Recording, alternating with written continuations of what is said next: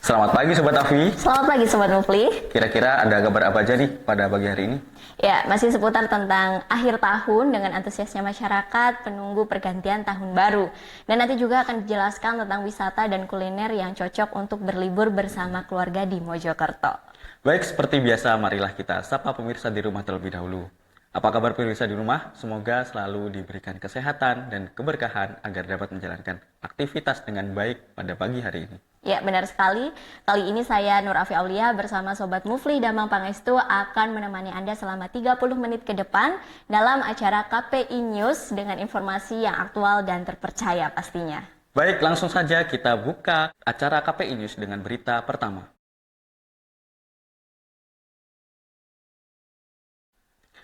Menjelang akhir tahun, kenaikan harga komoditi di Kabupaten Mojokerto melonjak naik. Namun ada juga yang tetap stabil. Nah, saat ini kita sudah terhubung dengan Sobat Mawa yang sedang berada di lokasi Pasar Pacet Mojokerto. Silakan Sobat Mawa. Baik pemirsa, saat ini saya sedang berada di Pasar Pandanarum Pacet Mojokerto, yang mana di sini suasana mulai ramai pengunjung meskipun harga sembako mulai naik, contohnya seperti cabai dan yang lain-lain. Dan di sini meskipun sudah siang, namun banyak sekali pengunjung yang tetap memburu dan berbondong-bondong untuk membeli sembako untuk persiapan malam tahun baru nanti. Menjelang tahun baru, banyak harga bahan pokok yang terus merangkak naik di berbagai daerah di Indonesia. Kenaikan harga terjadi pada cabai, beras, dan bahan pokok lainnya. Kenaikan harga dapat menjadi pengaruh transaksi di sejumlah pasar di Indonesia. Salah satunya seperti Pasar Pandan yang terletak di Pacet, Mojokerto. Baik Bu, seperti yang kita ketahui, menjelang tahun baru ini harga pokok mulai meningkat. Nah, apa saja sih yang harga pokok yang paling melonjak tinggi? Contohnya seperti cabai, apakah cabai itu melonjak tinggi Bu harganya? Iya, cabai memang melonjak tinggi, tapi peminatnya masih banyak karena membutuhkan. Kalau bisa ya diturunkan harga sembako, harga sayur-sayuran, cabai gini. Kasihan emak-emak kan.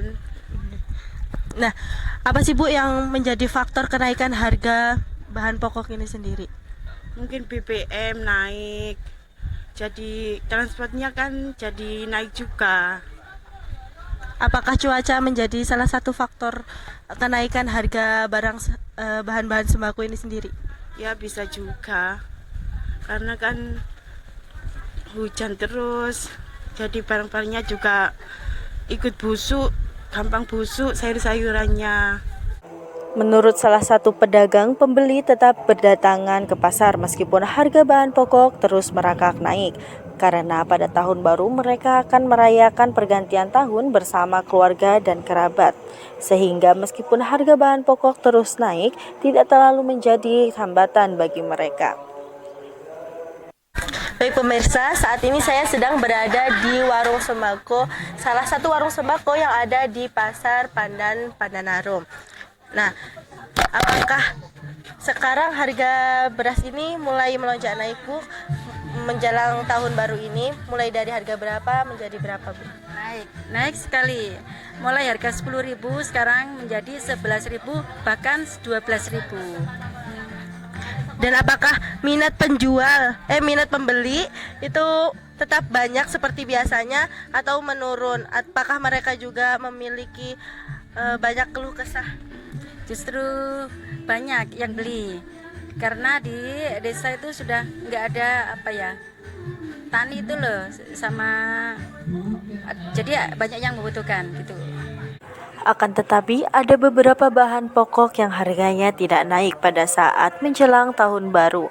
Bahkan harganya masih tetap netral seperti hari-hari pada biasanya, yaitu adalah salah satunya daging.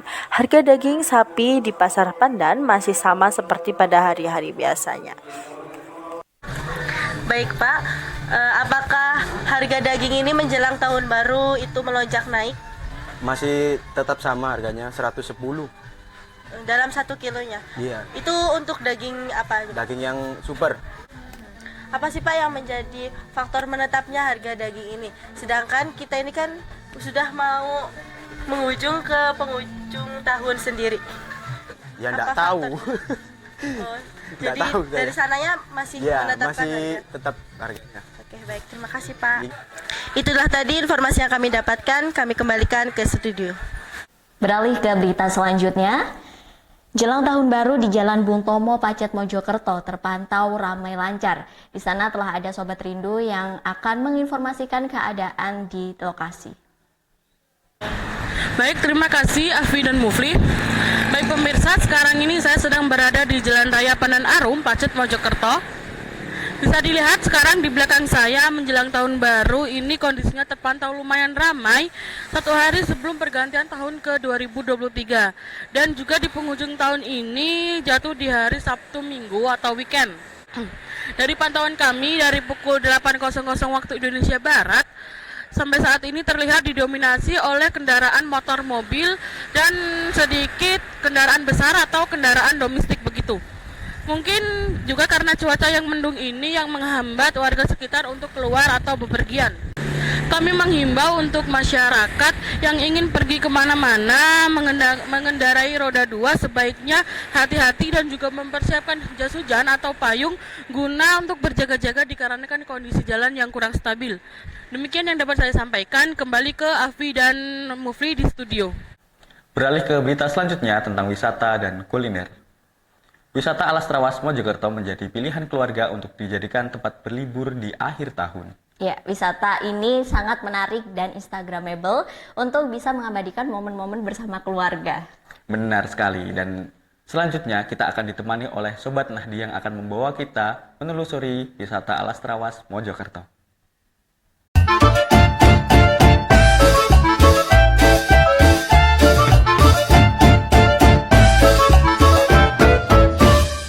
Halo pemirsa sekalian, jika Anda adalah warga Mojokerto atau yang baru berkunjung ke Mojokerto, sebaiknya Anda berkunjung ke destinasi wisata kuliner yang satu ini. Yap, benar. Saya saat ini sedang berada di Alas Trawas by Santos Group. Penasaran apa saja yang ada di Alas Trawas? Mari ikuti saya.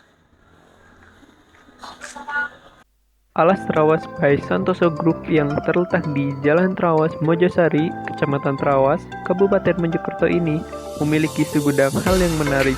Dari lokasinya yang strategis, tempat yang cocok untuk kumpul-kumpul keluarga, dan banyaknya spot untuk berfoto, membuat tempat ini ramai dikunjungi. Sembari melihat pepohonan, pengunjung juga dapat bersantai sambil berwisata kuliner. Alas Trawas ini juga ramah anak loh. Mereka dapat bermain di perkebunan dan mempelajari berbagai bentuk tanaman. Ayo, siapa nih yang belum pernah datang ke sini? Alas Trawas by Santoso Group, destinasi wisata kuliner yang wajib untuk dikunjungi. Baik, pertama-tama boleh perkenalan dulu Pak? Boleh.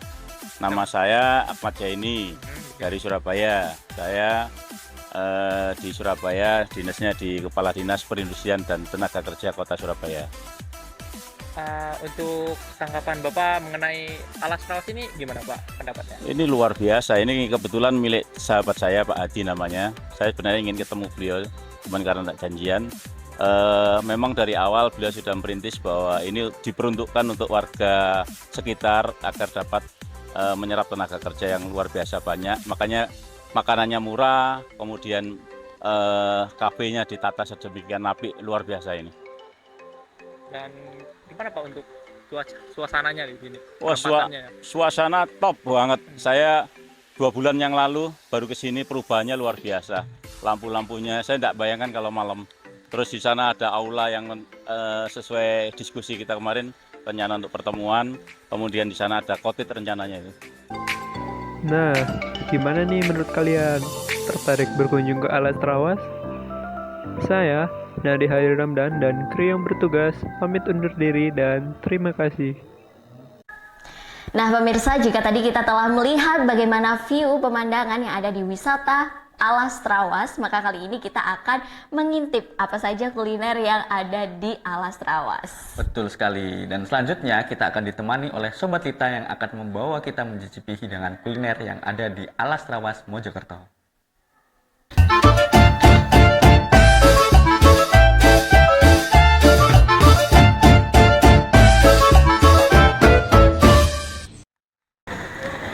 Terima kasih Ahwi dan juga Restu yang berada di studio. Kali ini bersama saya, Nadia Talita Rohmah, berada di Alas Trawas. Ada apa aja sih di Alas Trawas ini? Yuk, mari ikut aku lebih lanjut. Kulineran sambil menikmati keindahan alam dan taman buatan, Alas Trawas adalah pilihannya. Selain menyajikan menu makanan dan minuman, Alas Trawas juga mengkonsepkan kafenya sesuai dengan namanya. Dalam bahasa Jawa, alas yang berarti hutan. Nama menu di sini pun juga nggak kalah unik loh. Mulai dari minuman hingga makanan, semuanya berkonsepkan makanan khas daerah. Tempatnya yang luas membuat pengunjung bisa berleluasa mencari tempat untuk makan sambil menikmati pemandangan alas. Dari arah kejauhan, jika kalian beruntung akan dapat menikmati keindahan Gunung Penanggungan. Terdapat juga spot foto yang didesain seperti taman bunga. Yakin deh, kalian gak akan kecewa jika kulineran di Alas Trawas ini. Eits, info yang gak boleh ketinggalan nih sobat. Tempat parkirannya juga luas dan terjamin keamanannya.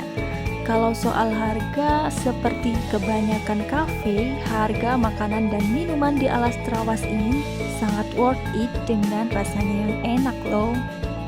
Halo sobat kuliner, sekarang aku udah pesen banyak sekali makanan dan juga minuman.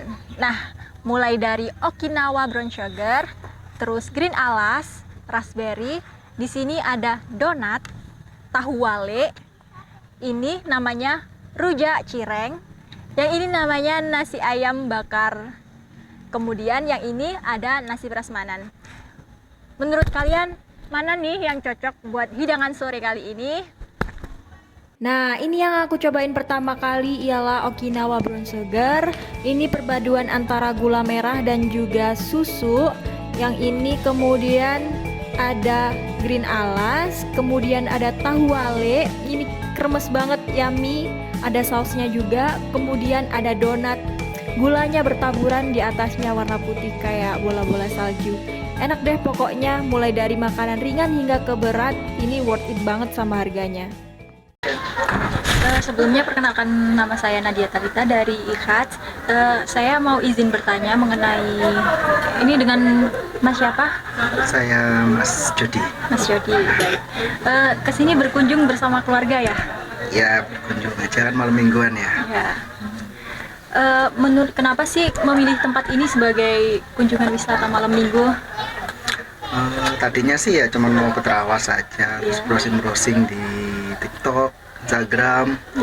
Kan reviewnya bagus, jadi nyobalah di Alas Trawas kan namanya. Suasananya juga enak buat keluarga-keluarga, sama anak-anak muda juga banyak. Tadi sudah memesan makanan. Ini menu makanan apa aja yang dipesan? Ini tadi kebetulan baru pesen pisang coklat sama sharing for you. Harganya juga sih nggak terlalu mahal, di kantong 15-an, 15.000. Minumnya vanilla apa tadi? Raspberry. Nah, vanilla raspberry sama red velvet. Ngomong-ngomong, ini dari daerah mana? Dari Mojokerto aja sih, dari di daerah pinggiran kota. Oh, berarti asli Mojokerto.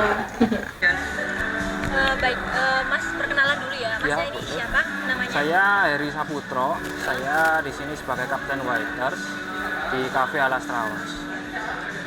Cafe Alas Trawas ini mulai sejak kapan berdirinya? Dimulai berdiri sejak tanggal 17 Agustus 2020.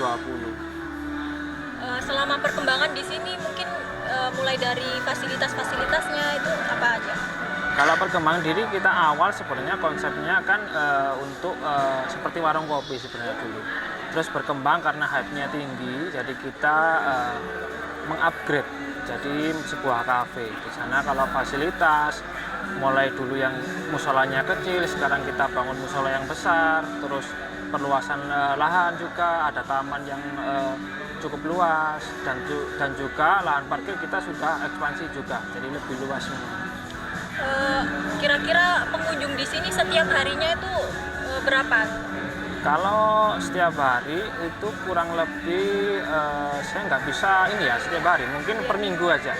Per minggu aja itu perkiraan kurang lebih 2.000 sampai 3.000 pengunjung. Kemudian ini kan ini kafe ya, Iya, kafe. betul. Yang membedakan Alas Trawas dengan kafe-kafe lainnya itu seperti apa? Yang membedakan yang pertama, Cafe Las Trawas ini menggunakan konsep alami. Jadi kita menggunakan konsep alami ini ya seperti di hutan. Nah, namanya juga Alas Trawas. Alas itu bentuknya alas itu seperti apa ya ada di sini di Alas Trawas. Di konsepnya ada pepohonan, terus ada meja kursinya masih terbuat dari kayu, terus makanan-makanan kita juga tradisional seperti itu. Itu yang membedakan dari kafe-kafe yang lain. Ya. Baik, mungkin seperti itu aja ya Mas. Terima kasih atas waktunya. Sama-sama. Mohon maaf apabila kita mengganggu suasana di sini. Nggak masalah. Terima kasih banyak. Sama-sama. Baik sobat, cukup sekian kulineran hari ini di Alas Trawas. Saya Nadia Talita Rohma dan kru yang bertugas mohon undur diri. Wassalamualaikum warahmatullahi wabarakatuh. Demikian informasi yang dapat kami sampaikan dalam KPI News pagi ini. Saya Nur Afi Aulia. Dan saya Mufli Damang Pangestu pamit undur diri dan Sampai sampai jumpa. jumpa.